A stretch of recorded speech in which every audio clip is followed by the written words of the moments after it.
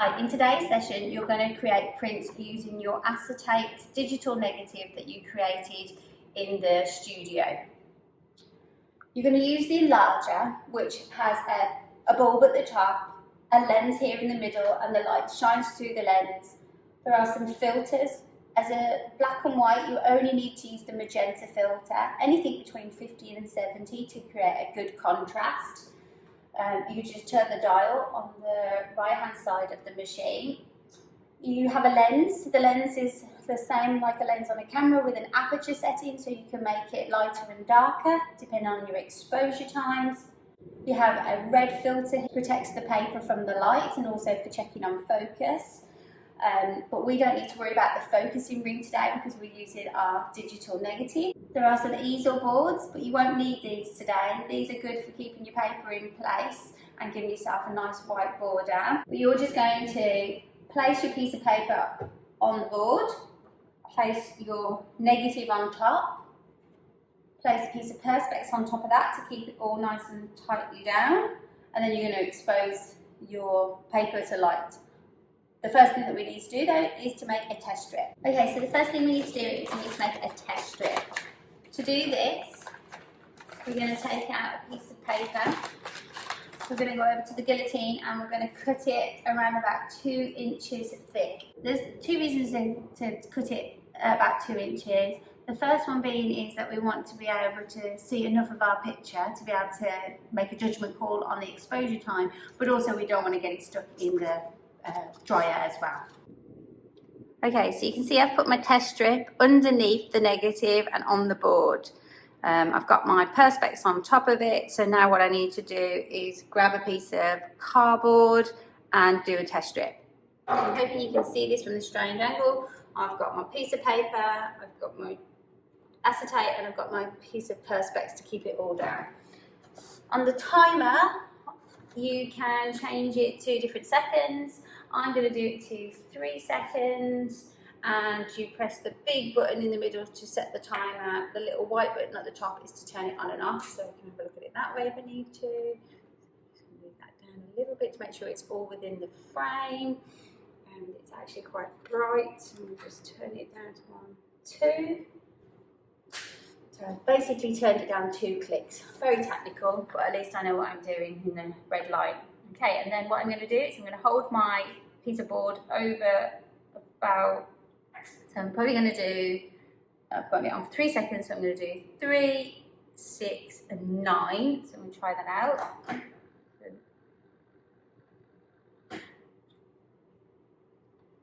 So I'm going to do it for 3, 6 and 9. Then I'm going to place my acetate and my board there, and I'm going to take my piece of paper over to the developer. Over here now, and I'm going to make sure it's fully submerged. And you can see that it's starting to come through. And like I said before, there's that tide line, so you want to make sure that that's fully covered, or else it won't, you'll see it in the picture. And acetate won't take very long because of the thinness of it.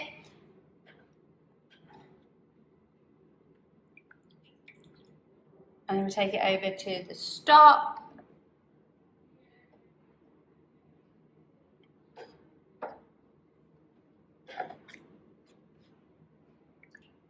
And then we'll take it over to the fixer.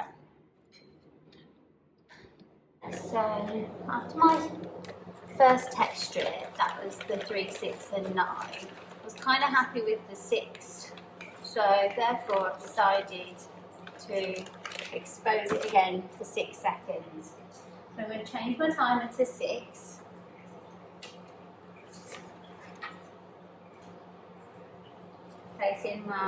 Place it exactly in the same place that I did before, so that I can make a judgment call, a evaluative judgment call against the 2 pieces.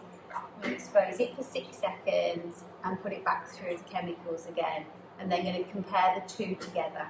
So these are the test strips. So this is the one with the different exposures, and you can see it goes from light to dark.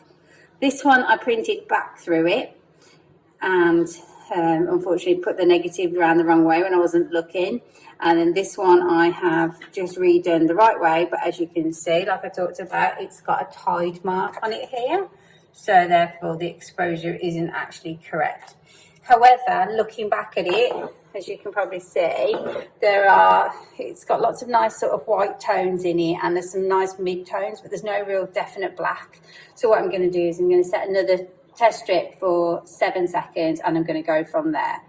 To be honest though, I'm quite happy with 7 seconds, so I'm going to just do a large print. I'm also then going to put these through the dryer,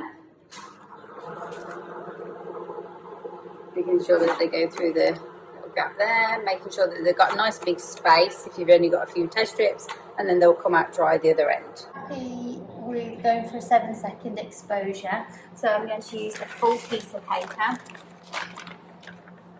It's really important when you're using the paper, especially if you're using the pearlescent or the luster paper. It's a bit harder to see, so it's got a slight sheen to it, and the other side will be very matte. So I'm going to place my piece of paper at the bottom. I'm going to place my digital negative in the centre of that page, and then place my acetate on top. Changing my timer to 7 seconds. And then do my exposure time. And then all I've got to do is take it back into the developer, stop and fix. I place it upside down in the bath. This is to make sure that it gets fully submerged. If there's another person creating another piece on the other side and it's the same large size, then just ask them to wait a little bit while you place your full size paper in. It just means that you're not struggling for the developer. It's not going to get knocked or damaged, especially if this is a final print.